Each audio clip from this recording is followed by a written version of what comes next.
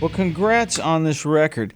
It's funny, Ronnie and I have talked about doing the same kind of thing, but you certainly beat us to it. And I look at all the people that are on it. Man, you got a great cast of characters singing with you, which is awesome.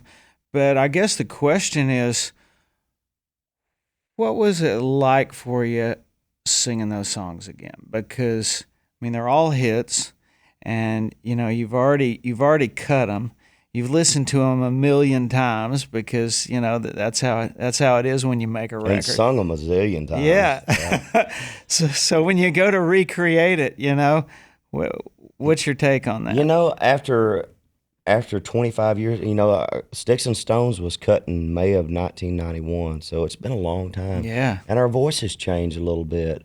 And I think finding the balance between the original record and the way that you do them live now after all these years, because they evolve and they change. Your phrasing evolves a little bit. Right. I just realized as I went in that I'm not going to be able to recreate that record the way that it was.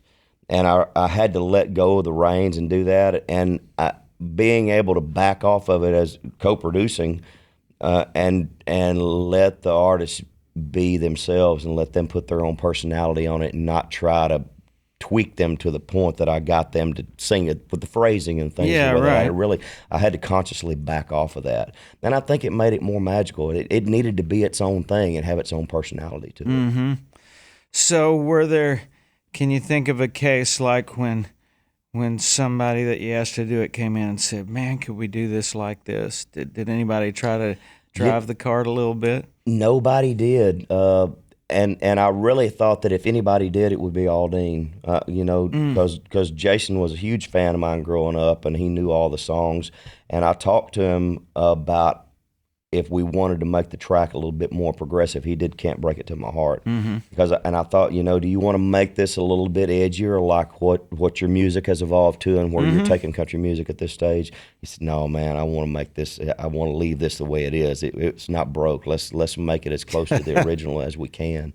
And I appreciated that because Jason is a true fan of country music. He hasn't forgot where he came from, and he's taken music to a whole new place. But he's still got a traditional heart, and I love that a lot about him. For sure. So, and he was the one that I really thought would, but everybody else was pretty straight ahead. You've done things like you find out who your friends are. Where Tim and Kenny help you on that. And I see Tim's singing with you on this thing too. Is that call an easy one for you to make when you've done it before and it's like, hey man, can we do this one more time? Can you I mean, how do you make the call? Is it like, can you help me out, or do you want to? Or it was, and Tim was the first guy that I called. He and I have been friends for such a long time, and it's hard. At least it has been for a lot of us, as I've had kids and gotten more into my domestic life, and I don't hang out downtown and do the things that I used to do because I've kind of isolated myself, and we all do that to a degree. Tim and I don't get together as much as we would like to, but we have made it a point to try to go have lunch periodically and sit down and catch up and talk about the family and life and what's going on. So it was a very comfortable call to make, and so obviously he got to make the first choice on what he wanted to do. And I think he did a great job on it. And Tim definitely makes it his own. He's got his own style. He sings his own way. He didn't try to emulate me or sing the song like I did. He really made it his own. Mm-hmm. How does that go after that? So do you call artists and go, what would you like to do? Or do you look at a song and go, man, so-and-so would be great on that? The early calls were pretty much came with options about what do you want to do. Do you want to be on this record? Pick your song.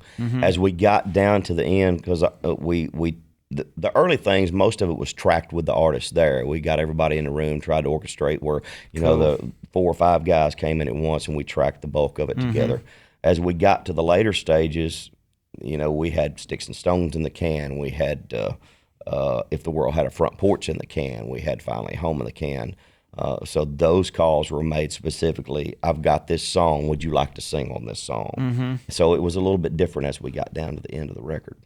There's obviously artists on here that you haven't worked with before. Yes. Were were there times when you're in the studio and either somebody's singing it or you're singing with somebody and you just get that grin inside going, oh man, this is better than I ever thought it might be? The big one for me was Luke Combs, because I'd never worked with Luke. I'd met him over the phone. Some radio friends had introduced us. Good guy. Played a little prank on him. And I knew he was a big fan, but I didn't realize how big that voice was. I mean, you hear him on the record, but when he walked in the studio and he got out there in front of that mic and opened his mouth, it's like, whoa. I mean, it's big and it's powerful and it's got a wide, rich tone to it. I haven't heard a voice like that in a long time. It blew me away. Cool. Well, it's neat that, you're redoing these, you've got fresh blood on it and all that kind of thing. But for you as an artist, like you say, you just played last night. I mean, what are the things that you look forward to where you feel like, I'm not done, I'm not just retreading here? There's still some things I'd like to do and that I still can do. This record rejuvenated me a lot. It fired me up and made me realize that I still had some relevance out there. After being off the charts for a while and settling into life, you go to your weekend shows, you come home, the routine.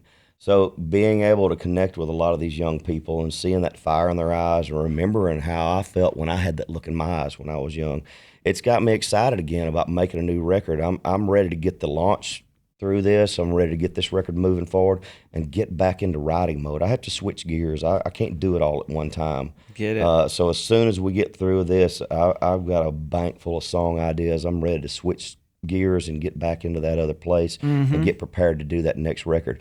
I've got some concepts and some ideas about where I want to go. The world's changed a lot since I made my last full production record.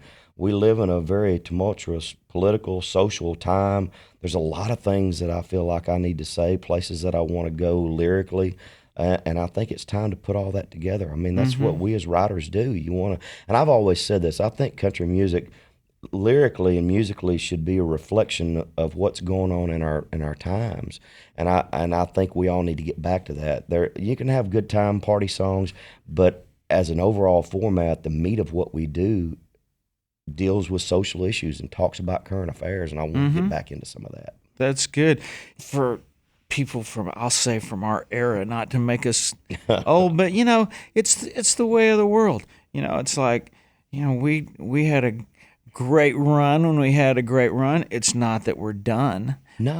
But to make new music where acts that are just catching their wave now and whatever, they're doing the things that we did in the 90s as far as you're trying to push a song up the charts, you're trying to get your record to number one, all those things.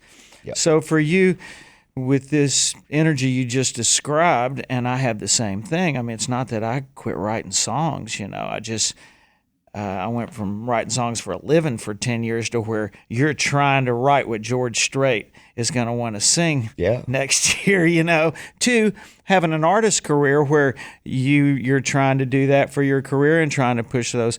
At this point in your career, I mean, what honestly, when you're making a new record or writing those songs, in the back of your mind, what are your expectations of the work, for the work that you make? My expectations are a lot more realistic. When you get outside of that bubble and you assimilate back into everyday life, so to speak, because you do get in a bubble. It's really hard to describe and to get people to understand what it's like when you're inside that machine and you're playing the chart game and you're working radio and you're doing all these things and you're doing radio tours and you're up doing satellite tours in the morning, doing all the stuff that you have to do to be successful during that time frame. When you get outside of that bubble and all the oohs and the ahs and the back patting goes away and you try to take a little time and remember who you were before you got here, it's good to be able to get back to that place. A prayer that I pray a lot is, man, let me get back to the mindset that I had when I was a child. And it's something that I really work on, about getting past the ego and the arrogance, because you have to have that to some degree, especially when you're caught up in all of it. And you wake up one day and you realize that you're really a different person than the kid you were when you got here. And I desperately want to find that passion, that creative passion again. It's more about being really good at the craft at this stage for me. I really want to write good songs. I want to make good records, sonically good records that have depth to them. So I think if you do it for the right reasons and you can hold on to that passion, then good things will come, whatever level they're meant to come at. What are things that you do to find that innocence? Pray a lot about it. But I think my children, being able to focus my energy more on the important things of life, the world doesn't revolve around me anymore. I'm not the center of the universe like I was when I was in my bubble. And our house functions around my kids. I mean, we're getting ready to start looking at colleges for where my daughter's going to go. I'm a lot more normal at this stage of my life than I was 10, 15 years ago. But children have been a big catalyst for bringing that back home to me. Let you live it again. They kind of show you. They kind of show you what it looks like if you've forgotten. Well, and they're not as impressed with you as you seem to be with yourself. Let me tell you that. My kids, I remember, I've got a 14 and 16-year-old, so I transferred all my old videos down to digital a few years ago, so I brought all of it home. They'd never really seen that stuff. So they sat down and they were just like, "Oh, Dad, what are you wearing? What are you doing with your hair?" They weren't very impressed with me at all, I'll tell you that. And that's a very humbling thing to go through. 'Cause I thought we were really cool back then. Yeah, we all did, I think. I think so. I remember Bob Titley telling me when I was doing that cover with the flame shirt, he goes, "You're really going to regret looking back on this picture." Yeah. He said, "It may work for you right now," but he goes, "There was some stuff we wore back then that was pretty bad." There's those Mo Better shirts and all that stuff. I would intentionally go in and try to find the ugliest stuff that I could find. Yeah. Yeah. I think we all did. Yeah. We just wanted to be loud. Turn loud it up. And proud. That's it. Well, one thing that I really admire you for is your turkey cooking, and I saw you. I forget where it was. I ran into you, but I told you I wanted to talk about that because I hear about it every year, and I always it makes me smile. I go, man, that is so cool that you do that. And we all talk about doing this, and we have our charity events and this and that, but that's something that you're really down in the trenches when you do that. And I wish you'd talk about it a little bit because that's a cool thing, man. It amazes me what that thing has turned into because it was really, it was started with a very innocent thought process. I would get together with a few friends. It had kind of evolved into this thing that we would do Thanksgiving morning for a few of us. It's when you're cooking turkeys, it's easier to do 5 or 10. If you got friends, if everybody wants one, for everybody to get together and do them, then take them all home to their families or whatever. So we had gotten to the point that I might do 15 or 20 Thanksgiving morning. I might set anywhere from 3 to 5, 6 fryers up. And so we were having Bloody Marys and cooking turkeys one Thanksgiving morning with me, a bunch of my buddies and guys from church, Methodist church. And we thought, I wanted to do something for the rescue mission. Why don't we do this? This is basically like a tailgate party. We could cook turkeys on Thanksgiving or that week and see if the mission would be interested in it. So the very first one started off with borrowed propane tanks. We had all the people from the church fill a propane bottle up and bring it to the church. We talked to the mission. We got a bunch of turkeys donated. We went down and basically set a bunch of stuff up and had a tailgate party in the parking lot of the rescue mission. And from there, it has grown into this piece of Nashville culture. It's really got a life of its own at this point. I'm amazed every year at the turnout and what awareness it drives for the mission and really what it does for them. It's like their Super Bowl. They get so excited and ramped up for this. It's a big event for everybody there. Yeah. It gives the guys at the mission a purpose. A lot of guys that are going through the process and through the program, something exciting to look forward to. It's a very special time. I've really worked hard as this thing has evolved. I've had a lot of people come in and say, I can bring fryers that'll cook 100 of them at a time. We can blast through this thing. But I don't want it to lose the charm because it's as much about the fellowship and about spending time there and meeting people and shaking their hand and hearing their story of why they're there and talking to the people when they come through. It's a very humbling day. I desperately want to hold on to that element of it. I don't want it to lose what makes it special. When you leave a big event, I know a lot of times there's, I'll get in my car or truck or whatever, and there's generally something that sticks with you. You know, there's generally that one post-it note there on your heart where you go, that really mattered. Well, can you tell me a story of someone that you met or affected out of the whole, out of the whole big thing that kind of draws you back, going, yeah, I remember that guy or that woman? Or There's been a couple of them over the years, and I'm awful with names, but yeah, there was a gentleman that had actually gone through the program, and a lot of them actually, after they get through and kind of get back with their families and things, come back and they actually get jobs there and they'll work there at the mission. So he would dress up as the turkey every year and put the costume on and be that guy. He died a few years ago, but I was so impressed with his story. He had gone through addiction and alcoholism and the whole thing, and been turned away by his family. Had just been through a lot, and had gone through the rescue mission and had gotten back with his daughter and got his life back on solid ground. And to see him, he would get so excited about participating in something like that. He was just a sweet human being. And the stories that you hear from those guys, there's many different tiers to being at the rescue mission. There's those that have mental illness that they just need a place to stay. They're going to do the best they can. That really you're not going to be able to make a lot of difference in them. You just need to make them comfortable and give them a cot and a place to eat. Some people that have fallen on hard times that maybe they've made a bad business decision, they've had to file bankruptcy. There's some really tragic stories, especially back in 2008 and 2009 when the housing bubble crashed, when all that happened. We started seeing a lot more kids coming in just to get a hot meal, and that's what breaks your heart. The guys and families that are there that are just struggling, trying to figure out what their next step is, that just need a helping hand to get back on track. Those are the things that move me more. They get to me a lot like that. Just being able to help those folks. And it's not always about how much you give, or it's about giving people hope. If you can keep hope alive, because when you lose hope, it's gone. Well, good for you, man. And congrats on your radio show, too. Thank you. Haven't...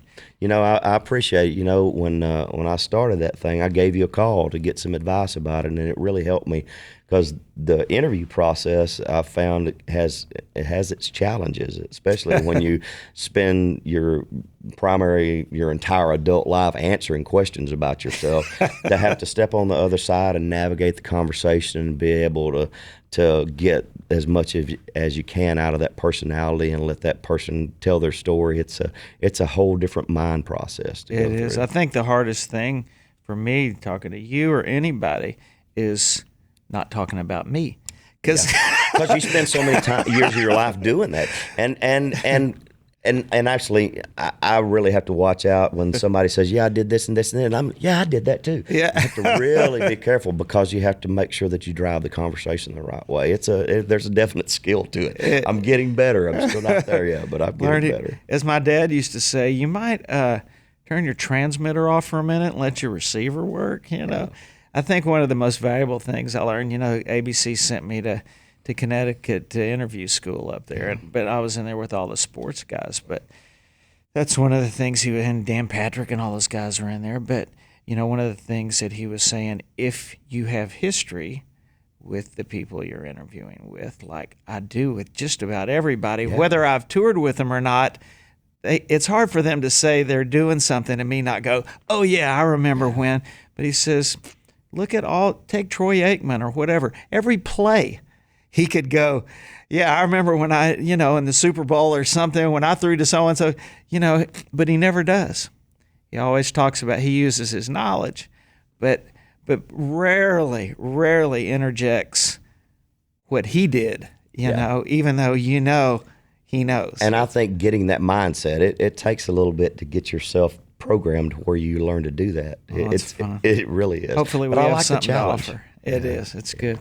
Great to see you, man. My friend. Thanks for coming in, and good luck with all this stuff. Thank you so much.